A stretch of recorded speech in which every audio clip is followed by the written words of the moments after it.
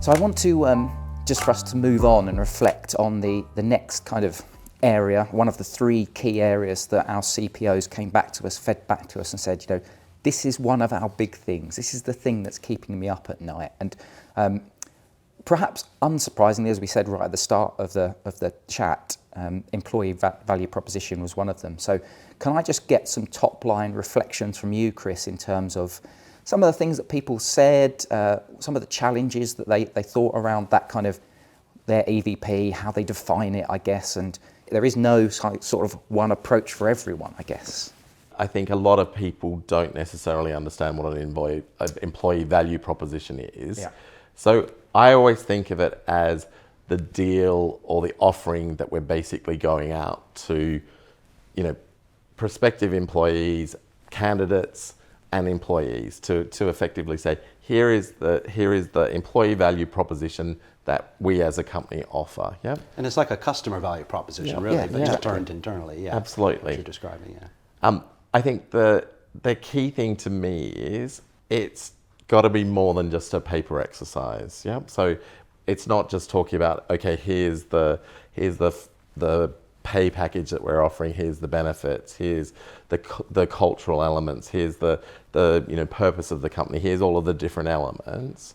It's got to be brought to life, visible, meshed through the everyday, whether that's through the recruitment process, whether that's through the marketing, whether that's through the everyday lives once you're in and actually living that employee experience of that company. And I think that's the fundamental thing. One of the things that I think is quite interesting is this idea that for some organisations, perhaps it's a bit of a tick box exercise. It is a look what we can put on our website and look all of the fantastic stuff we do. Oh, look, you can work from home one day a week, or we're totally flexible, or you can have unlimited holidays, things like that. So can I just get, Tim, your reflections, and then obviously Alice to add on to that, just anything that you thought around some of the responses that we've got from those CPOs talking about why it's one of their biggest challenges.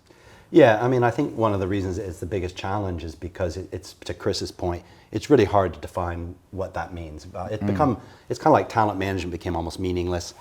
I think employee value proposition is starting to become a bit meaningless in a way, or meaning everything. And I think it's really about defining that. But I think it is a tick box exercise. It's something that's almost like marketing that you do to customers in a way. But the way that it manifests itself, those who are successful in it, means it plays out then into the employee experience.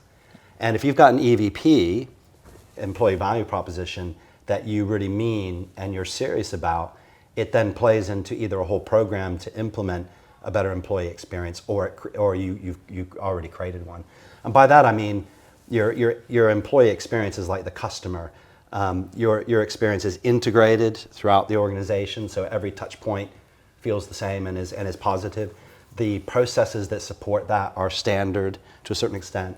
And then lastly, the technology that enables it is standard and easy to use, and those sorts of things. And that's when you get a really good employee experience. And then what you do is layer your employee value proposition on top of that. So those that just use the tick box exercise stop there and nothing changes in the experience. Those that are serious about it take it and change the employee experience, and that's kind of the way I look at it. Yeah, and Alice, from your perspective, anything just to add on to that?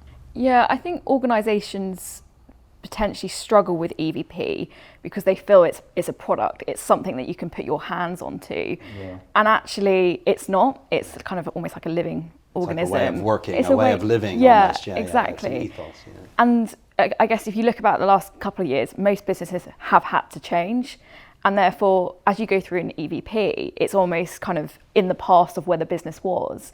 So organisations don't realise that it needs to constantly evolve and be something that you live and breathe, and it's through, across, as Tim said, through the employee experience. Yeah, I think that's quite an interesting. Chris, sorry, you were going to... No, I was just going to say, I think, so in the UK at the moment, cost of living crisis, getting worse, energy prices going up, etc.